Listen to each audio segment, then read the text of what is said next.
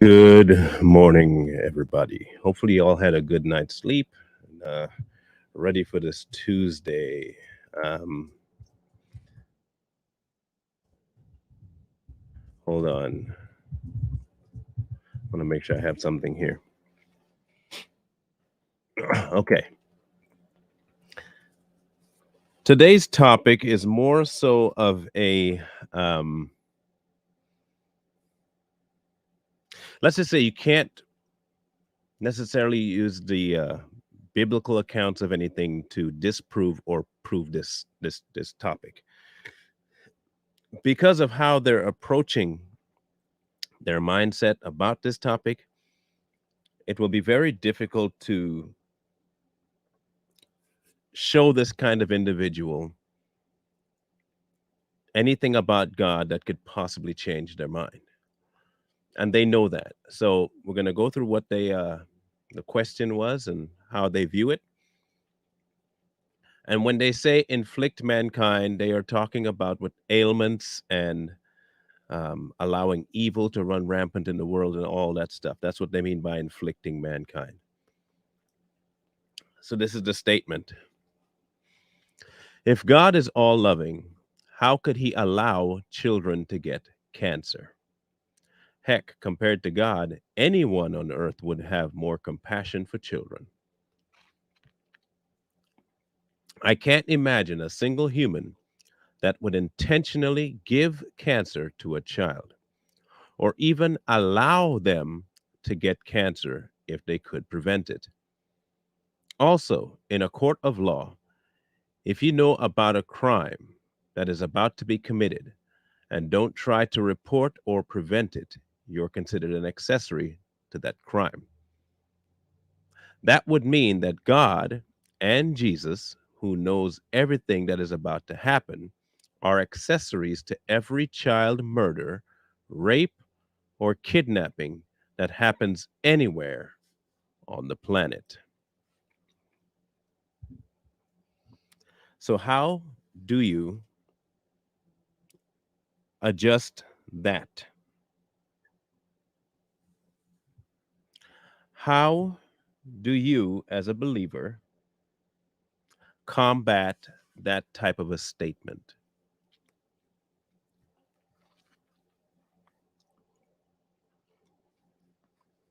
Do you have a biblical verse you can throw at them that'll convince them otherwise? No. The reason why you can't convince them with the Bible is because they are talking about the author. You cannot use the author's words because they don't want to hear from the author. The author is the one to blame. Remember, I told you as we've been covering this, people will justify their view by demonizing God as they see fit, just as they will accuse us of justifying everything by deifying God. So, what's the solution? Are we supposed to try and convince an unbeliever of the love of God, the existence of God, the paternal nature of God? Are we supposed to convince people of that? Is that our job, first off? And if it is not our job, how do you respond to that?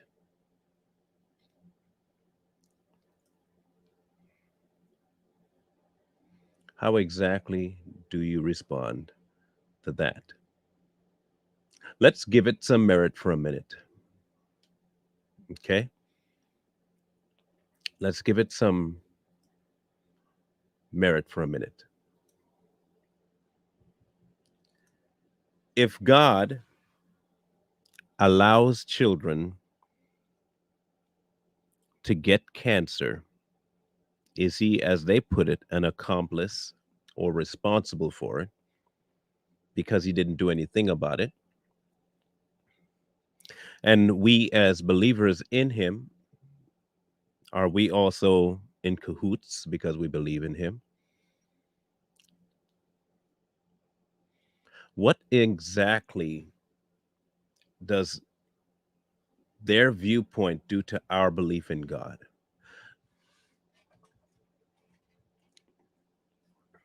He doesn't stop cancer.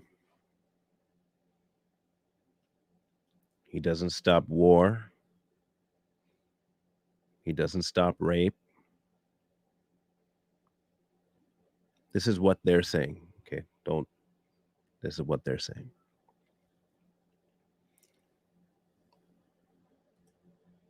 Does man?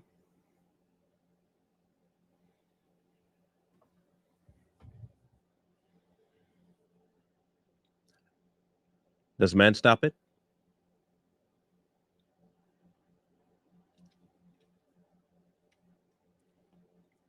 It's a legit question. If you can ask that one, I can ask the opposite. Because what you're really asking me is whether or not the nature that God says he has, he has. And if he doesn't have that nature, then he's not who he says he is. So then he's not God. So anything past that point is irrelevant because you're asking something of him that's not true, which makes him no longer him. So if you're asking me why he doesn't stop this, it's because then it's not in his nature to stop it. That's why you're asking. If you're telling me that he's not all loving, then why would he stop that? If you believe by observing that this happens, then it must mean he is not. Then why, if he's not, would he stop what you're seeing? And if he is not stopping it because by his nature that's how he is, why aren't you?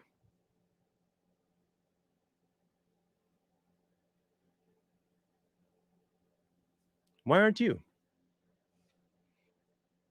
I think there are like 14 others, but I don't know if they're commenting. Why aren't you? Why has man not stopped the abuse of children?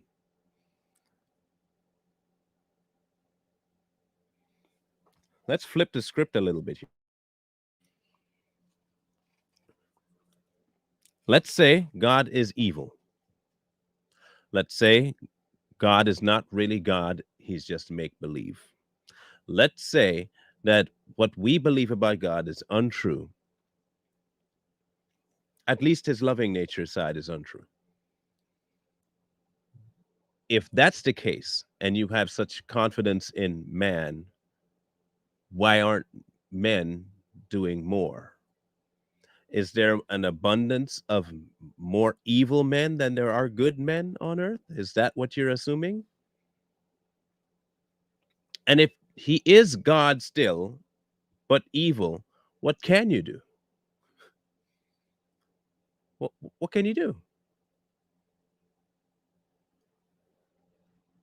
Can you do anything to stop him? If you are man and he is God and he is vile and evil and allows all this stuff, what can you do about it? You can't do anything about it.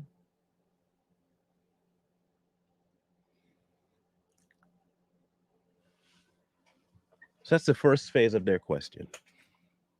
If he by nature is so loving, why is he allowing kids to get cancer? In their world, actually, he's more akin to giving kids cancer. He says he can't imagine a single human that would intentionally give cancer to a child. Um, I'm pretty sure I know of quite a few human beings that are in power that would not only give kids cancer, but have been known to give kids AIDS, that have been known to inject kids with syphilis, that have been known to inject kids with all sorts of things to experiment on them. I know hundreds of individuals like that. And they don't believe in God either. I don't see you calling them out in your questioning. If they care so much about health, why would they? But you're quick to call God out. I know of one very particular individual recently that is hell bent on making sure children die from what he offered.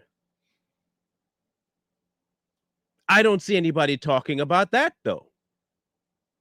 And I mean specifically atheistic people. Y'all are quick to back him up and congratulate him on such a great job. But God gives kids cancer, right? He allows that. The man who you can actually stop because you can tangibly put hands on them, you ain't gonna stop. In fact, you'll laud them.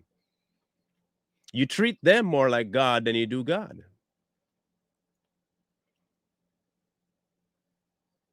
But you want me to consider your viewpoint as a valid thing.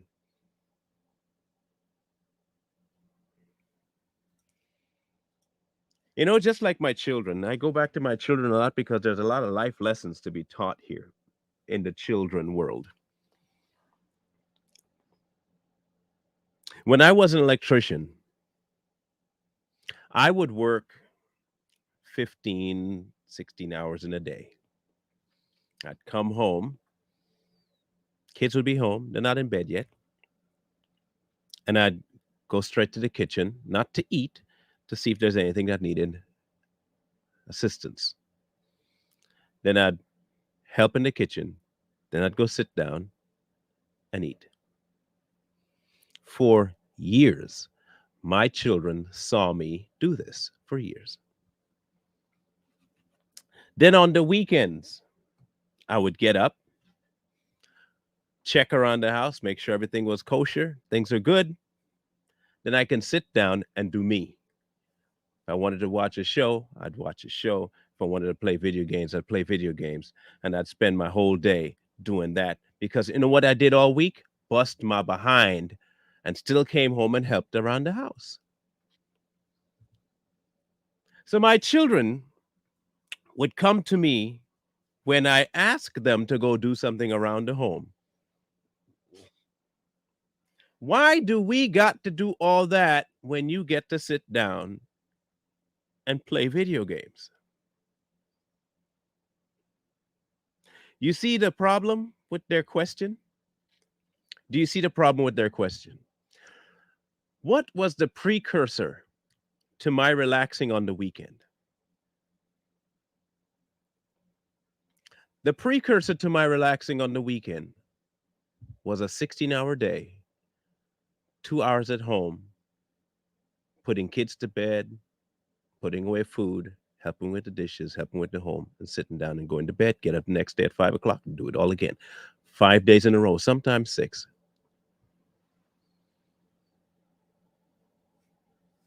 I put my work in so I could relax. I asked these children to do one thing, take the garbage out. But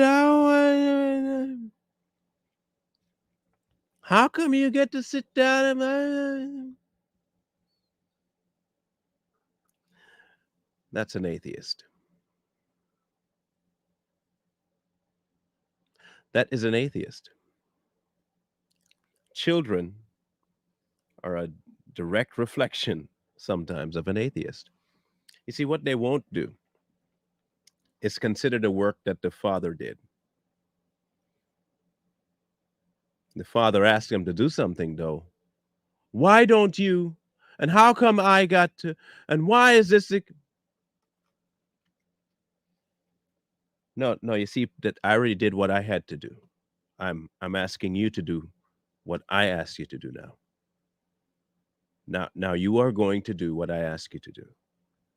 I don't want it. You're such a mean father. All you have us do is work, work, work all the time, is doing stuff around the house. When do I get? I go to school.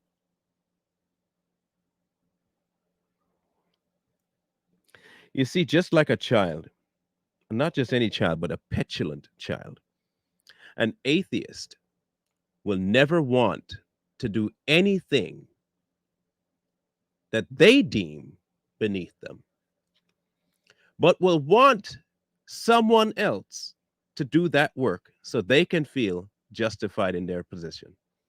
That's all.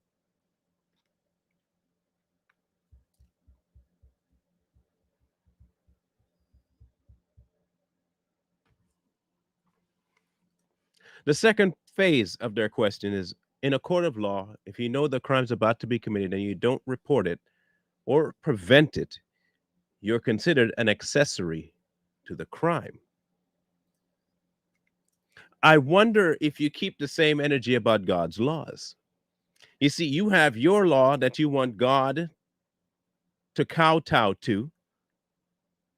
Now remember, you still think he's God, just evil. But somehow, God is supposed to placate to your wishes, but not the other way around. Not the other way around. So if his law is not to be violated, and you know someone is about to violate his law, and you do nothing about it, are you an accessory to that crime?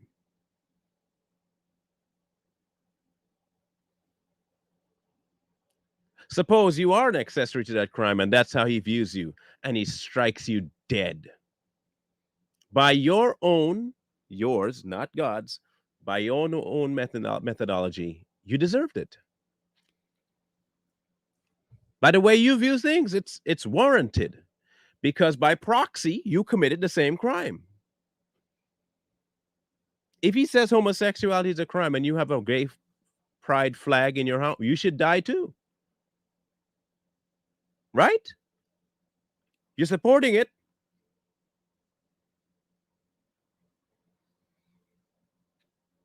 If a pedophile joins the LGBTQ community and you're okay with the community still and they're allowed to stay, you're an accessory to a violation of God's law. If he decides to impose a certain punishment on all who you by your own standard, it's okay.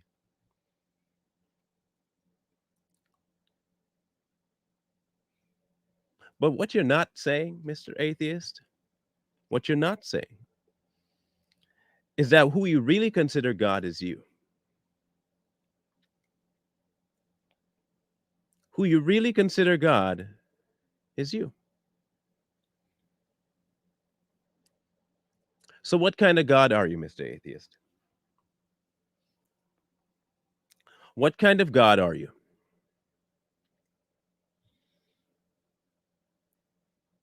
And if you are God, cure cancer. Cure cancer. In fact, I'll give you something even more simple. I'll give you something even more simple. Create something from nothing.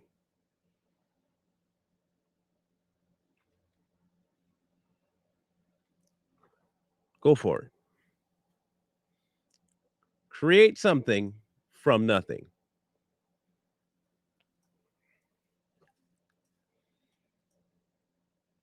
I'll share this. Matthew 5. You have heard it said, you shall love your neighbor and hate your enemy. But I say to you, love your enemies, bless those who curse you. Sounds like a really unjust God. Do good to those who hate you, and pray for those who spitefully use you and persecute you. Huh. I mean, I understand you don't believe God's good and all that stuff. And by nature, I guess he has to be evil, and so his words reflect that. But it doesn't seem like this is saying, it doesn't seem to me like that's what his words are saying. But then again, he's probably just a liar. So who knows? Um, that you may be sons of your Father in heaven. For he makes his sun rise on the evil and on the good, and sends rain on the just and the unjust. For if you love those who love you, what reward is that? Do not even the tax collectors do the same? And if you greet your brethren only, what do you do more than others? Do not even the tax collectors do so? Therefore, you shall be perfect as your Father in heaven is perfect. Now, before anyone jumps down my throat and say, didn't you say you ain't got nothing to do with them people and a blah, blah, blah, blah, blah? Yeah, I did say that. And I stand on that. 100% stand on it. Now, go tell me the context under which I said that, and then we'll have a conversation. Go tell me the context under which I said that, and then we'll have a conversation.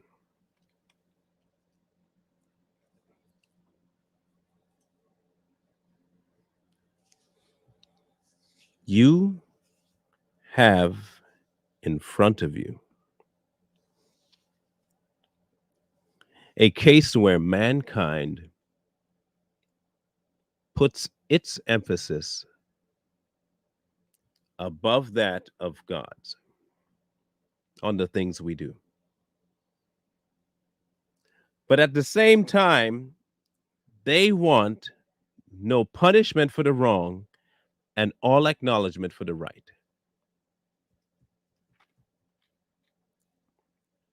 They want no punishment for the wrong and full acknowledgement for the right. Again, children. They are children. They are typical, baseless, selfish, self centered children.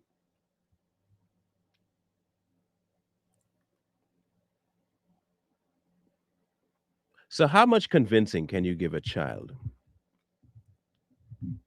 There are some things that you only have to leave a child to its own self to figure out. I keep going back to the hot stove analogy, right? You can tell a child 100 ways from Sunday that the stove is hot. You can tell a child, don't run in the park. Just yesterday, I was dealing with this exact scenario with my 7 year old coming from the post office, walking down the sidewalk. There's a parking lot ahead where the car that we drove there with is on the other side of the parking lot, and the driveway is right through it. So there's not like a big parking lot and no traffic. It's a throughway right there. So you got to cross the throughway to get to our car.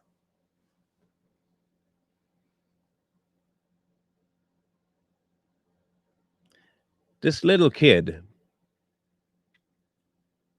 not functioning well up here, decides to walk ahead of me, skipping, and continues skipping as though the road is not even there.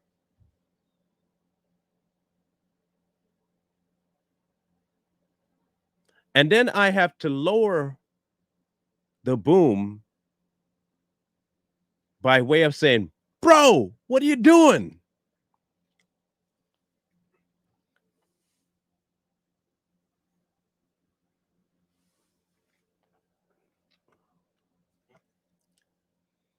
Now I just did that. So he pauses on the sidewalk, only pauses, not stops, continues off the sidewalk, and continues to walk instead of, he just walks and is continuing to walk. By this point, I'm closer now, and I can grab his hoodie and drag him back. I said, bro, that type of stupid stuff will get you killed.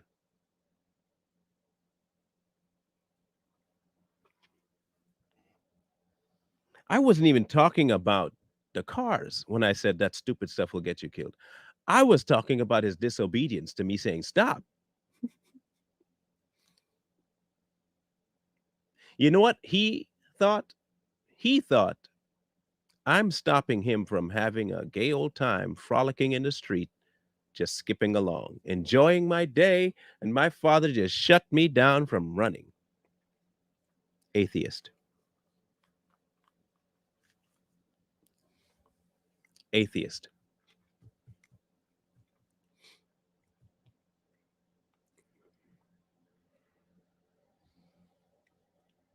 Cancer. I've lost friends and family from cancer. It is the universal sap story that people put when talking about God. Why is there cancer? If God is God, why does he allow cancer?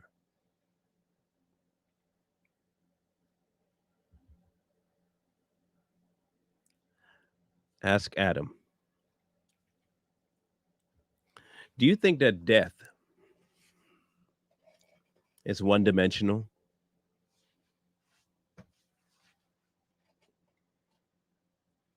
Is death one dimensional? And let's ask an even bigger question. Did God create cancer or did man? Now, that's the question most don't want to ask, right? Did God create cancer or did man create cancer?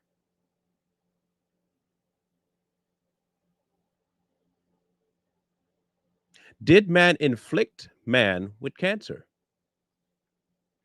The same way that they inflict damage on man and each other with bombs and guns and knives.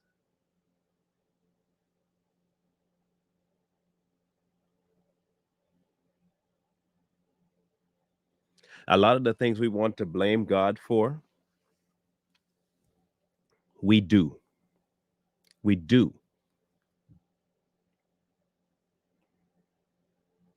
An atheist will never, never, ever, ever give any merit to God's goodness, and they will give every bit of credence to anything evil they want to ascribe to him.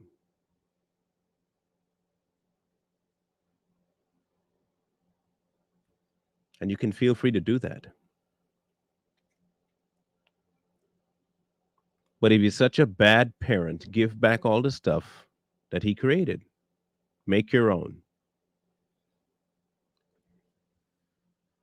Make your own. Make your own stuff.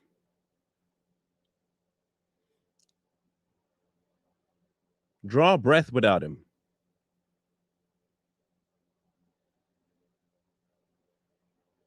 Go ahead. Heck, I'll make it easy for you. If you're a scientist, I'll make it simple for you. Explain the brain. And I want your cop out answer of evolution. Explain the brain.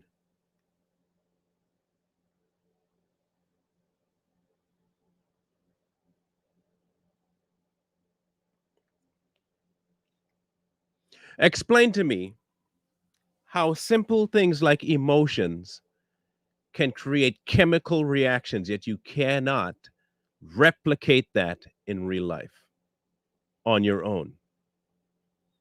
You can't harvest emotions to produce chemical reactions anywhere else. Explain that.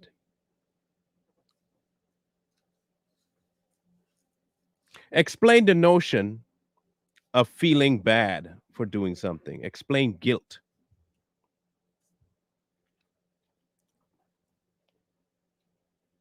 Explain sorrow. And I don't mean tell me that sorrow exists. Explain it.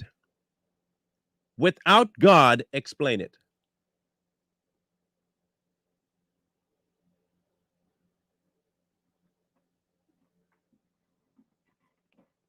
I'll be waiting until I die 15 times over for any fool to answer that question.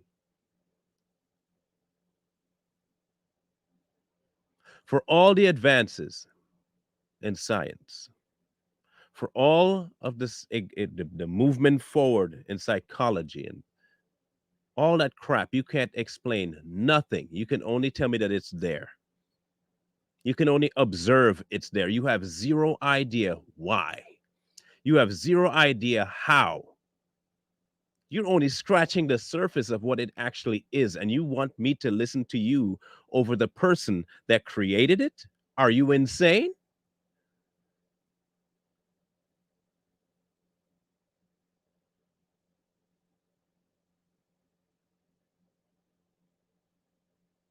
You want me to forego my belief system on someone who's proved himself to grab your idiotic version of life coming from a explosion of two things that happen to hit at just the right speed, coming from absolutely nothing. You want me to believe that as opposed to God? Then explain to me where evil came from in your theory.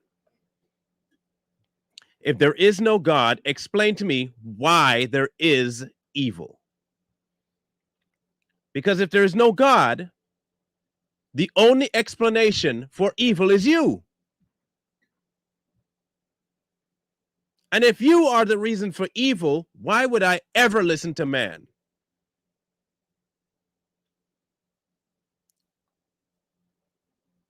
The same way you don't want to listen to God, why in the world would I give you any credence? Without God, the only obvious answer for evil is you. The only obvious answer for raping children is you. The only obvious answer for giving kids cancer is you.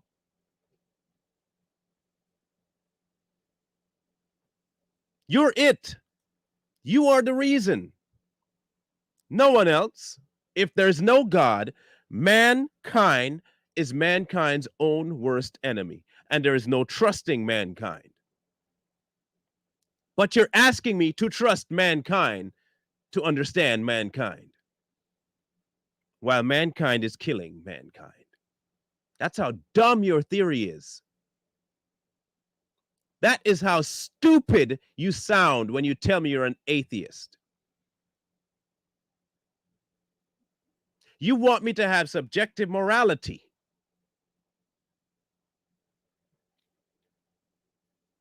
but you can't tell me what moral compass you're using.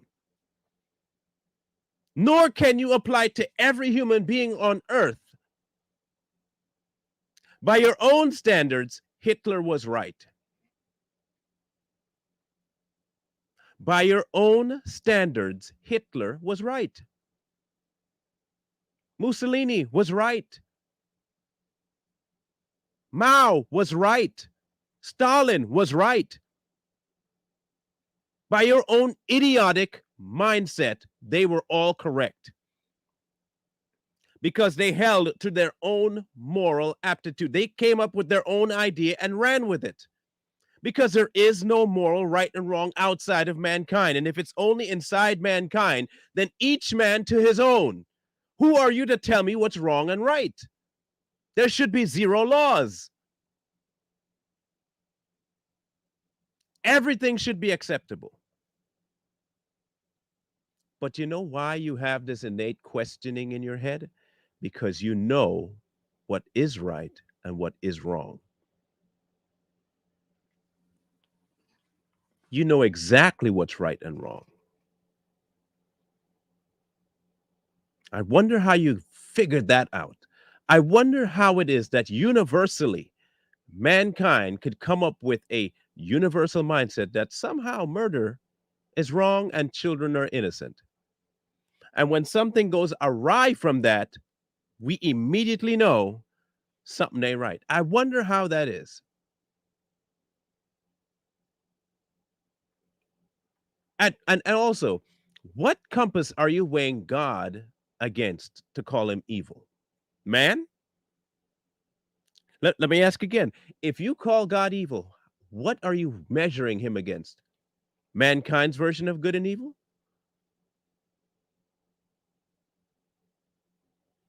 Because if he doesn't exist, who killed who in the Bible?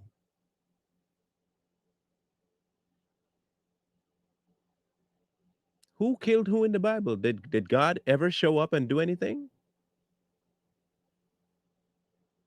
Let's go with Sodom and Gomorrah. So we're gonna do a count here. Okay, we'll do a count. Let's do a body count. Let's do a body count.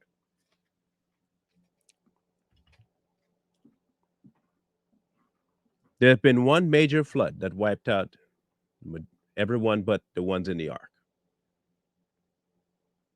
Prior to that, there were thousands upon thousands upon thousands upon thousands of people. There was murder. There was evil done. Now, if you consider that in that flood, evil people were wiped out, then you have to count that as a good deed by God. So, therefore, he's not liable for those lives. So, let's say, on average, God has taken out with his own hands, ah, let's go with 1 billion people. Let's go with 1 billion people. Okay, just 1 billion. Let's go with 1 billion by his own hands, including Pharaoh and the flood. Pharaoh, Egypt, and the flood. Those are directly his hand. 1 billion people. Okay, let's go with that. Abortion alone in America, in just the black population, has taken out 20 million, snuffed out 20 million lives. Put Hitler, Mussolini, Mao, Idi Amin, Saddam, the US Army, the Russian Army, the British Army, the French Army, AIDS, Chicago, gang violence, mob violence.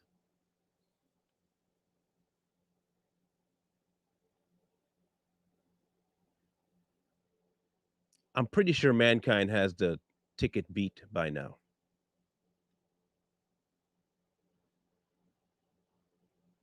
I am pretty sure that mankind has outdone God on the level of atrocious acts, if you want to call it that.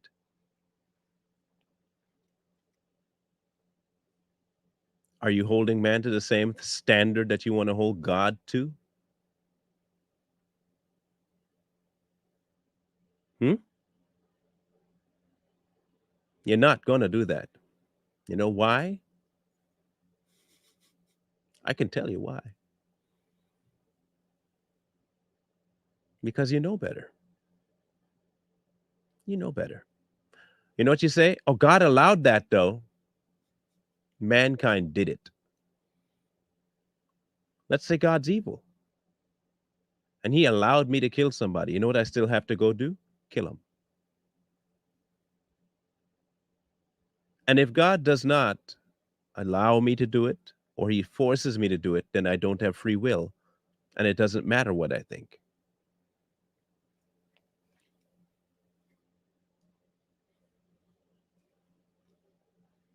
Do you see how flawed and how impossible it is to teach these people anything?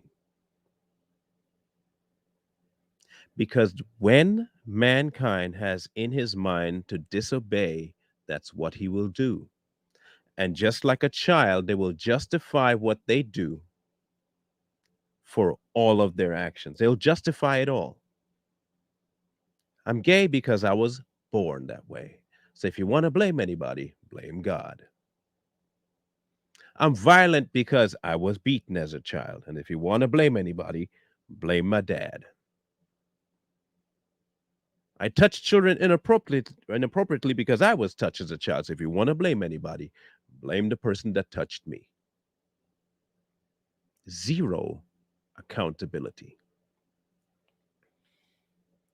Here's the difference between an atheist and a Christian.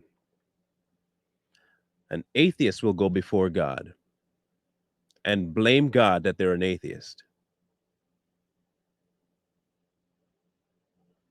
A Christian will go before God and thank God for showing them who they really were.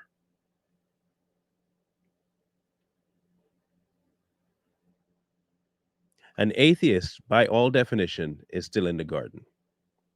Here's why. They are still in the garden post sin, pre exile. They live their entire life spectrum before God, blaming the next person, not realizing that the judgment's already passed on them. You already screwed up. You just don't want to see it. The judgment's coming. You're going to be exiled. You're busy blaming. So keep doing it. Keep blaming. Keep blaming. Blame God for all the evil mankind does and blame mankind for nothing.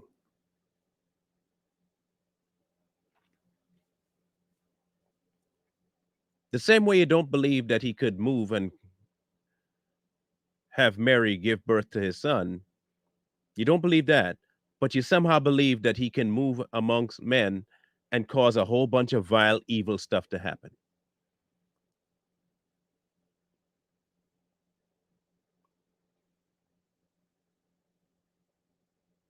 Really? You don't believe that he can intervene in man's world because he ain't real, but you don't believe in him because says he what? You blame him for intervening while telling me he doesn't intervene because he's not real. Pick one. Pick one. And if you don't believe in him, stop asking about him.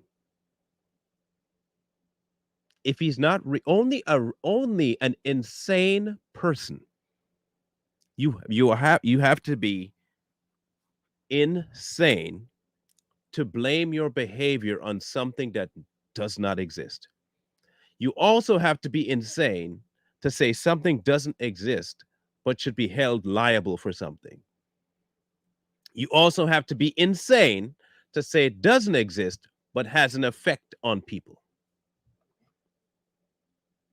You are mental.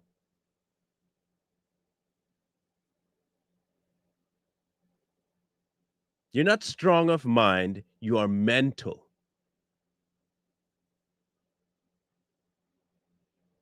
Because none of you will actually live like you believe there is no God. None of you will. 0, 0, 0, 0, 0 of you will live like there is no God. I will put everything I own on that statement. You will never live like there is no God.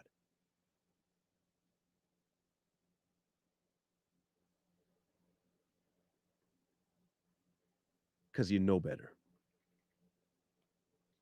None of you can give me an answer as to where you get your moral compass from. None of you can give me an answer as to where right and wrong came from. None of you can tell me why I should listen to your version of right and wrong. None of you can. You give me the same stupid answer of because it's right, of because it's wrong. What makes your answer any different than mine? Let's put it that way. Suppose I'm crazy, because that's what you call us anyway. So let me just admit that I'm crazy. Okay, good. I'm crazy. My answer is I'm insane, and I listen to a entity called God that tells me rights and wrongs. Now, mind you, that's outside of me. That doesn't change the way I change. Remember the chair? The chair. Spends his whole time using the chair as his anchor in a dark room. And he gets his feet out to feel around. Then before too long, he's dancing around the chair because, the chair is there. I understand the chair. And the room is still dark.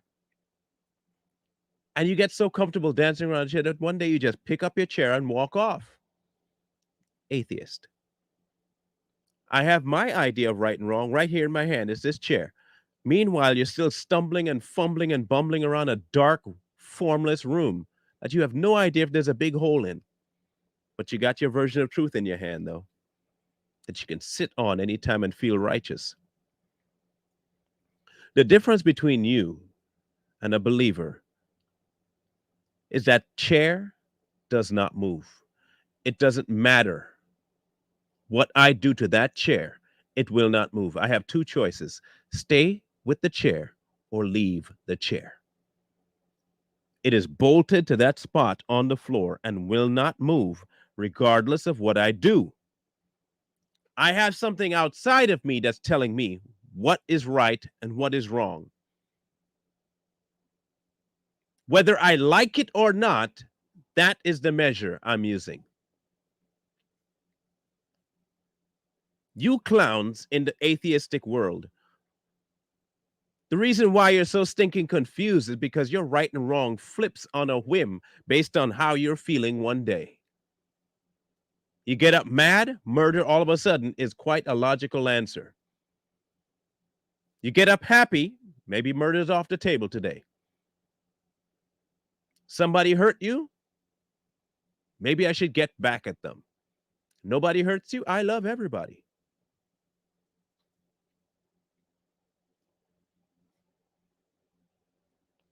But we're the crazy ones, right? We're the ones that can't make up our minds. A true believer has a moral compass that's not set by us. We do not dictate the parameters of it. We do not get to decide the veracity of the right and wrong. We don't get to decide the lengths that we have to go. We don't get any of that option because it's set. It is set. Outside of me, it is set.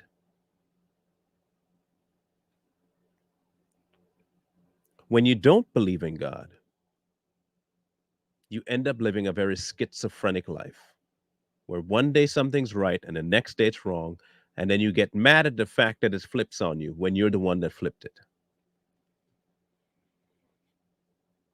So, no, God does not inflict anything on mankind other than free will. I guess if you want to call free will an infliction, fine. It's an infliction. Free will, an infliction. You want it gone? I gave up my will. I exercised my free will to give it up.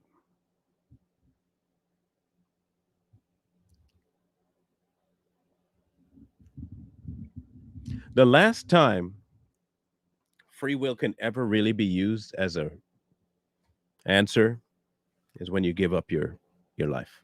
When you give it up. After that point, free will is out the door. It's no longer yours. Not my will. Not my will, but thine be done. Anything you ask in my name, within my will, it'll be done. You no longer have a will. You don't. As a believer, your will is over with. You don't have it anymore. Not my will. If you've seen that prayer, but you've seen it, right? Not look, even if,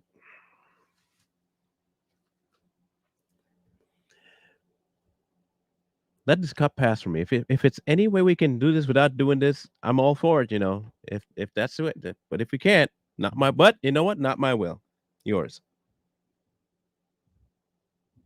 The ultimate ending of it was the giving up of any form of free will.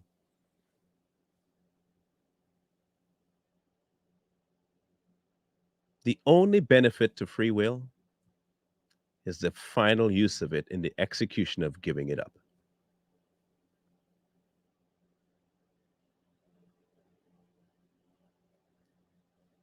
And that is the hardest step for mankind to take. And many of them, when they get to that crossroads, hold on to it and become atheists.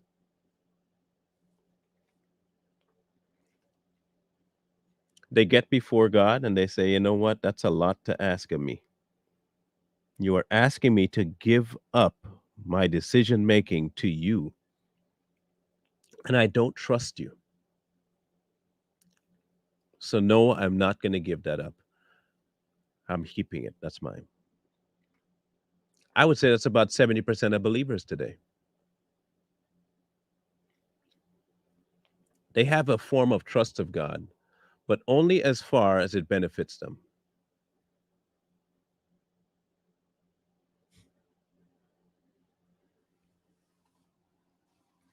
Not much different than an atheist.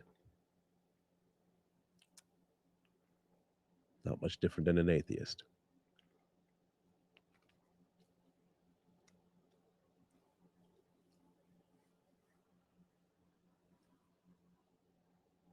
God isn't calling you for your opinion. He isn't calling you for your version of what he believes.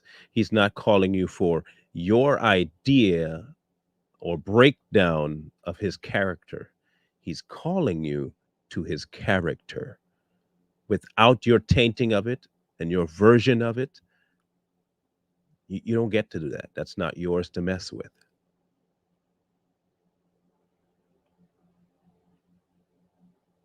It's a very difficult thing. I understand. I'm not going to say it's easy. Not going to say it's easy. Because by nature, when you grow up, you end up believing that some of the things you want are good, but they're not God. They're good in your mind. Some of your traits are great. You bring a lot to the table for God. God wants me because of what I have to offer the kingdom. I need to find my place in the kingdom now that I am following God, where I can be best used by my own definition of the word use. You know, I grew up singing. And because I grew up singing, when I joined the church, I'm pretty sure he wants me on worship team. You know, I'm really good at finances. So maybe what he wants is when I become a believer, that I be put in charge of something fiscal. You know, I am really good at outreach. So what he wants me to do when the reason he's calling me is so I can go do XYZ. I have a pilot's license. You know what he wants me to go do? Mission work because I can fly there on my own.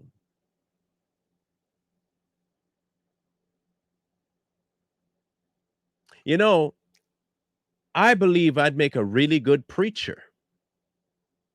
So I'm going to become a believer. And I know that's my calling. I'm going to be a preacher. I just knew from a very young age, you've heard this before, from a very young age, what I was going to do for God or what God wanted me to do. You ain't never asked him. You ain't never left it open. You have no clue. Moses couldn't talk to people. And he went and he became a negotiator. He couldn't talk, negotiator. He used fishermen to become scholars.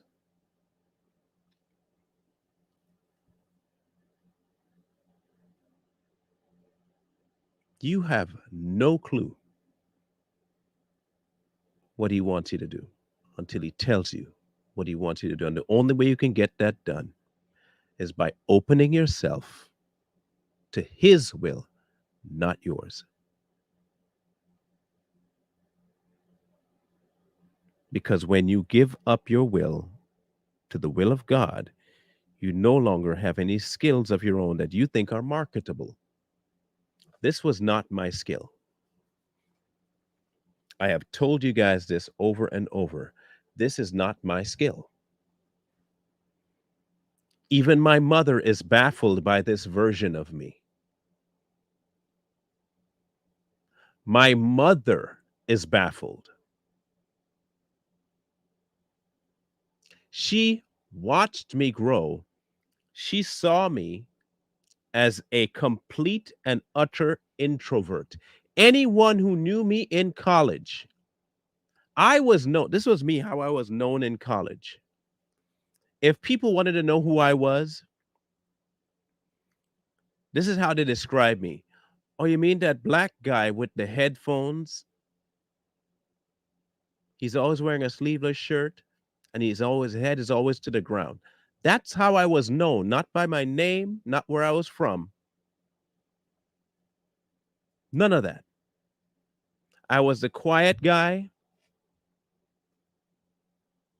the reserved one, the one everybody didn't like. I had headphones on all the time.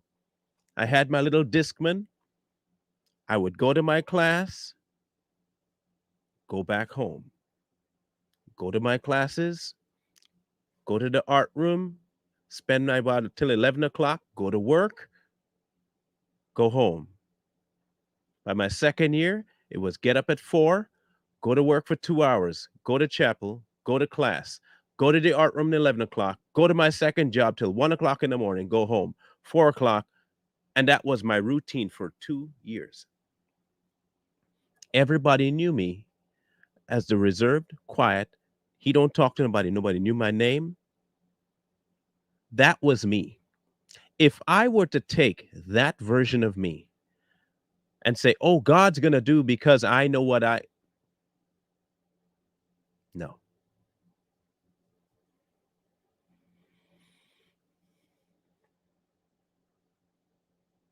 I didn't ask him to do this.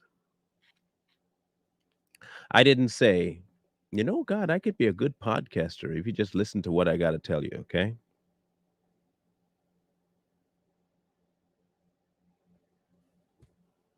That didn't happen. I didn't like cameras, didn't like any of that.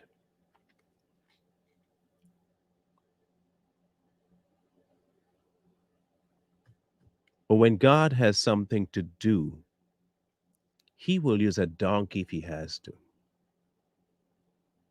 He will use a mule, a stubborn, pitiful, not horse like thoroughbred like mule to get what he needs done. He will use a blind, weak individual who exploited all his physical strength, who gave up his promise to bring down the enemy. He will use a jawbone of a donkey to kill thousands that oppose you. And he will use a cross to save billions. So if you're an atheist, stick to it. Don't believe. Continue doing and asking questions as dumb as this one. Why does God do this and why does God do that? Keep asking those questions. Keep in the cycle of insanity that you live in. Don't break free. Don't surrender. Don't believe. You don't have to. He's not even going to force you to. He's not even going to intervene in your life to the point where he's going to force you to believe. Because I guarantee you've seen enough. You just don't want it. You have seen enough. Thank you, unconventional. You have seen enough.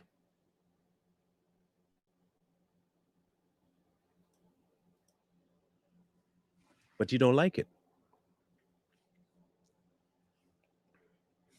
You don't like it. It's going against what you want to do.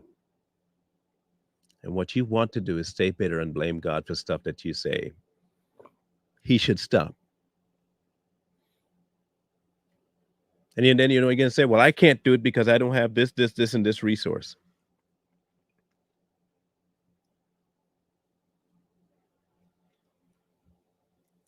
Mankind will create any excuse to continue being the way they are. A believer will give God any opening to work.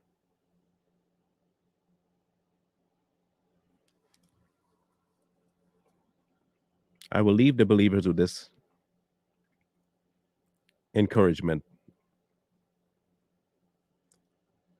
Do not get in the way of what he has planned for you to do for him, not for you, for him. Do not get in the way of what he has planned for you to do for him. Do not let what you feel you should be doing override or supersede what he wants you doing for him. Because at the end of it all, this is not about you, this is about his glory. Everything is about him showing up and showing out, not about you.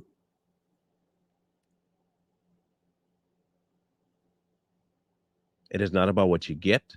It's not about the accolades you receive. It is not about how much blessings you receive out of it. It has nothing to do with you. Nothing.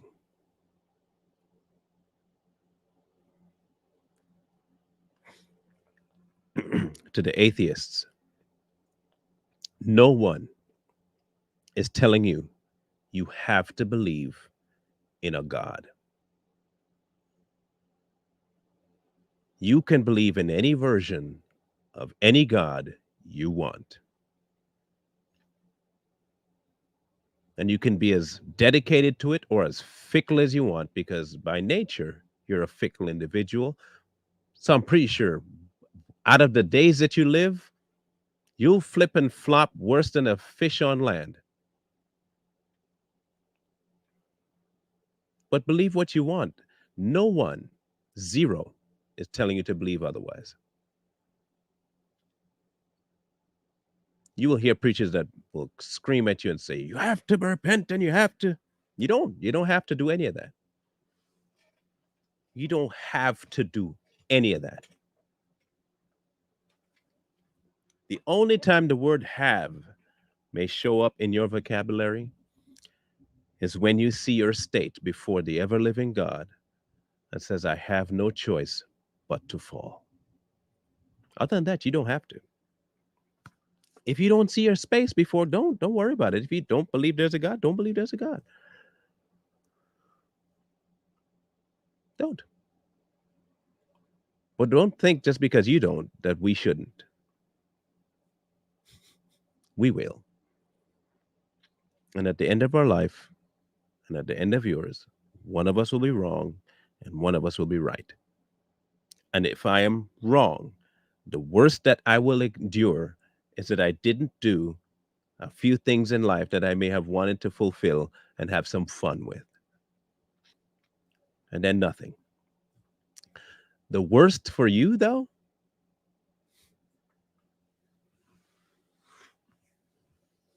the worst for you,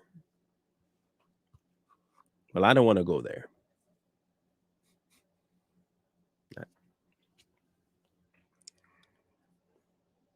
I don't want to go there.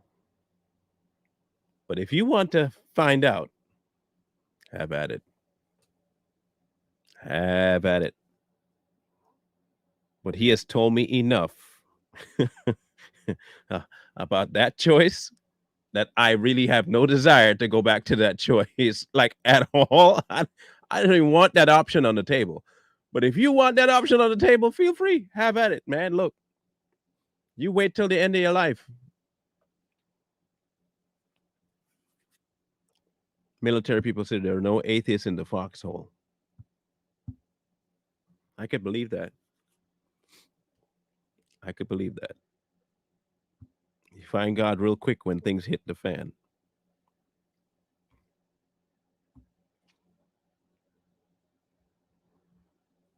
You don't have to do anything. My father told me something I will never forget. And I've since added to it. I've since added to it because in my world, this particular, like I said, the have version of me has changed. But this is what he used to tell me, or tell people rather that told him he has to do something, or he better do it, or he has to, and he has to. It's like, man, I don't have to do anything but be black and die. Those are the only two things I have to do.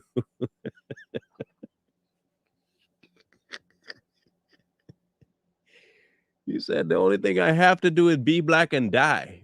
That's it. Everything else is optional. I understood what he meant. I understood what he meant because he exemplified the other side of life too. You could not talk ill about his God without him lighting you up. You couldn't misquote God. You couldn't ascribe to God what wasn't true around my dad. You couldn't do it. He would wait on Sundays when we went to church because he was always in it. He was in the word all the time. Any slight deviation from what the word actually said from the pulpit, he would get up from his seat mid sermon, walk to the front, and sit on the very front pew with his hand folded and staring at the preacher, waiting for him to come down to address it. You could not, you couldn't speak ill about God in front of him. I was not that way as a youth. The only reason I'm that way now is because of God. No one else. And it's a gift. I consider that a gift from him in more ways than one. Not because of him using me for his glory, but he in that small thing, in this small little thing he did here for what I consider me,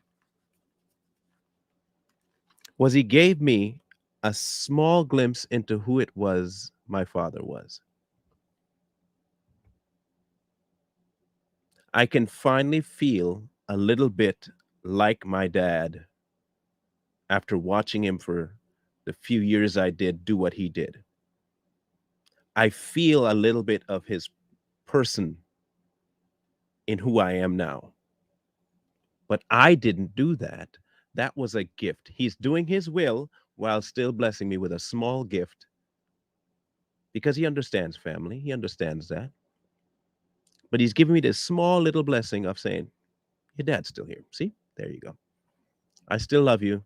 And I do care about the things you care about. The bigger goal is me, but here you go. There you go. Believers, listen, we are no longer in the phase of being quiet. We're no longer in a place where we can just be shy. There's no room for that because come the time when you are held and capped in captivity for the belief in God, you're going to need your spine. If you deny me before men, I will deny you before my Father. There's coming a time where that will be tested. Now is the time to practice. Don't care about the atheistic logic out there. That has nothing to do with you. Do not care about the blasphemous out there. That has nothing to do with you. The unbeliever has nothing to do with your walk. The unbeliever needs to have their reckoning with the God of the universe. Your only job is to arrange that and facilitate that meeting. And your life is the best way to bring them to that meeting. No amount of words is going to help. An atheist isn't going to listen to words. But when you can say to them, I don't care if you don't believe in God, I believe in God. And while you may consider it crazy, that's okay. I still believe in God. And I still love God with all my heart. You don't have to. That's up to you. And God still loves you. But he also loves you enough to punish you.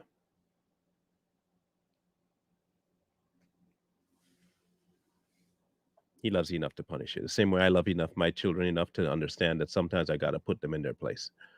I love my son enough not just to give him the freedom to run, but sometimes to not give him the freedom to run. Because where he might be running might be dangerous.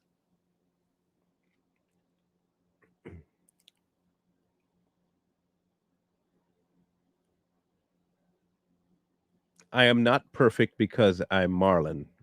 I am perfect because I am God's. I am not perfect because I am Marlon. I am perfect because I belong to God. I've been bought. I have been covered. I have been hid in something perfect. I have been placed in something perfect. I have been given something perfect. I don't need an atheist to confirm that for me. And I don't need to convince an atheist for me to believe it more. I don't.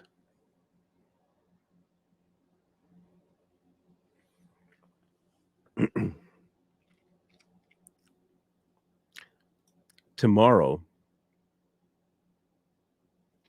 we have tackled this somewhat before, but tomorrow will be a conversation for us, those who believe, those who follow.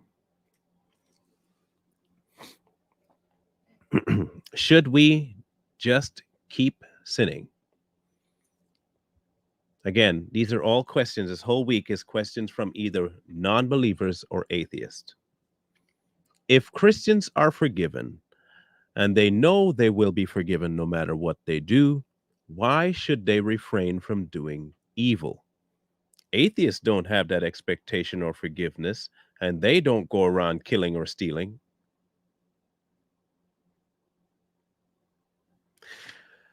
They know they have to live with the consequences of their actions in the real world, and that's the only world they're going to get.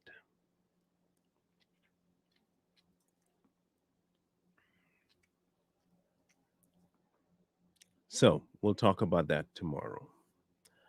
And then on Thursday, does God still do miracles? And then Friday is the one that people think it's something about sexual orientation or sexuality. I don't know where you got that from anyway, but it's about the significance of the foreskin. And this is in relation to in the Bible. Okay. So we'll talk about all of that um, this week. Thursday, I think it's Thursday. What's today? 24. Yeah. So Thursday, I have my results. I'll be getting that from the doctor on Thursday, and if it's something that should be shared or something big, I'll let you know. If it's nothing big, I'll just say it's all good. I don't think I need to go into full detail about it, but um, I do have the results coming in soon. So I will give you guys an update when I can or if needed. Thank you guys for tuning in. Again, the two options I'm going to set up for I looked into the PO box and I should have one first part of February. And once I have that, I will put the PO box info in my YouTube channel about section. I will put it there. And if you guys want an option to send something to me via that, I'll try and make sure it's big enough. But I think they can just put a card in it and then I can pick it up from the post office. But um, and of course, at the tail end, the the simps and the sissies show up.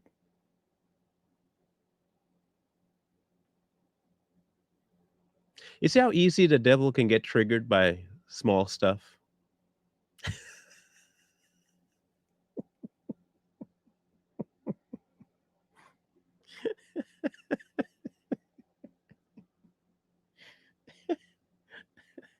And to people like that, we say, okay. And what exactly is that to you? So, I- okay. Like,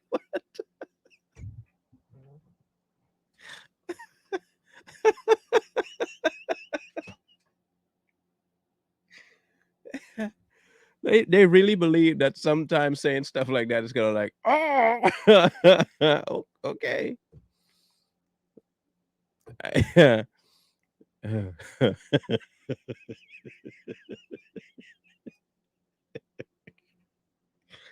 Oh my gosh.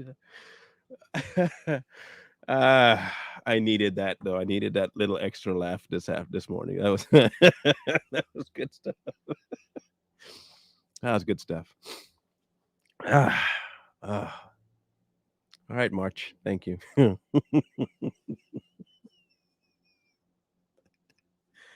Oh my word. Appreciate it. And nah, they no one has ever been able to bait my anger yet, except for that one lady, that one that she got like 20% of my anger. But they're not gonna bait my anger, trust me. It's too good. Oh, we'll see you guys in the morning. Wisdom calls to you from the streets.